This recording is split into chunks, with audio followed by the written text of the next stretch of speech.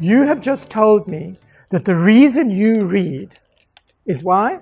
In order to write. Not because you're interested in attending to what this person has to say, but no, is this useful for me? Is it on what I want? Is it, maybe I'm look at something else. Am I wasting my time because we're too busy, we're too distracted, and so on.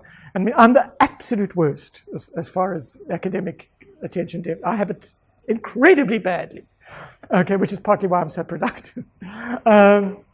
So part of what we have to do when we are writing an academic article is we have to organize the experience of the person reading the article. We've got to take them by the hand and make it easy for them to read. We've got to say, this is where we're going today. So partly what we're doing as we're structuring our argument, we're both telling our audience what is included. So this is your literature review. What is included and what is excluded. So you can have two articles using exactly the same literature, but with different literature reviews. Because a literature review is not just saying, and have you ever done this or seen it? Unfortunately, there are many badly written academic articles. This one said that one said that, this one said that one said that, this one said that. That's not a literature review. That's what I call vomit, actually. It's just saying this one said, this one said. You've lost your authority as the author, and you've lost your audience. So you will start from where your reader is, most generally, and you will narrow down,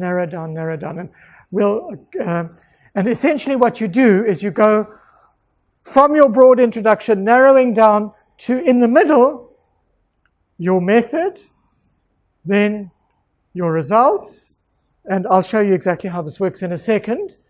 And then you'll take your reader by the hand again, and you'll tell them what the implications are of this for them as a reader of that journal.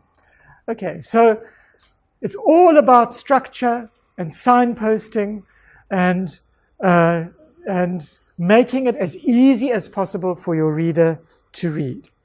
We teach all these big fancy words, and we pride ourselves in these, is that we lose that very simple structure.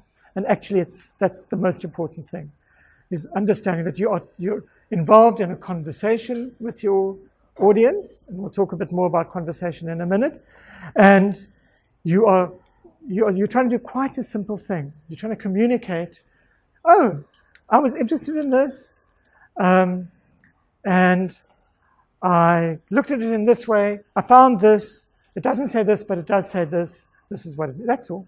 It's simple. And one of the problems that you'll find as a consumer, as a person who reads academic articles, is that many people who write academic articles write them very badly, and write them in a way that is designed, in fact, to obscure meaning, not to show meaning. Do you know the PhD test? Okay, when you finish your PhD or you've written an article, you should be able to get into a lift with a complete stranger, and they should be able to say to you, what's your PhD about? And the lift should go up 5 floors, and you should have been able to explain it in that time. Similar with an article. What is this article about? And that's often quite difficult, and we'll talk about this, when you're taking, for example, something from a thesis, or you've done this huge study. People aren't interested in your huge study. They want to know what is the one thing that this article is about. So how do you do it? And just have a look at magazines and television and billboards and so on.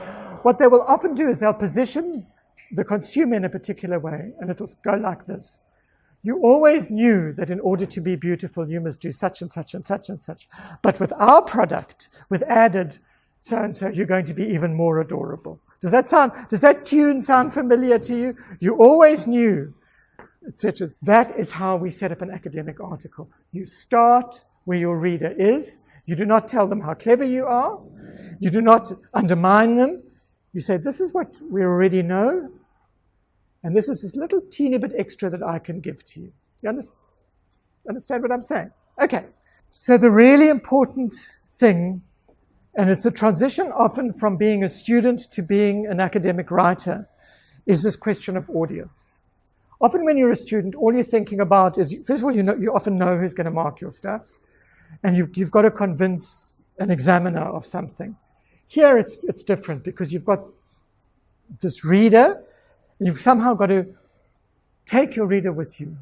You've got to structure your work, and a lot of what I'm going to be saying is about structuring your work. Structure your work in such a way that it's going to be easy for your reader to go with you. You've got to take your reader firmly by the hand through your argument. And I just want to mention that there is a relationship between the word author, you are the author of the article, and the word authority. I hadn't thought about that before until somebody pointed it out to me. You are the authority on your article. You are in charge of that argument.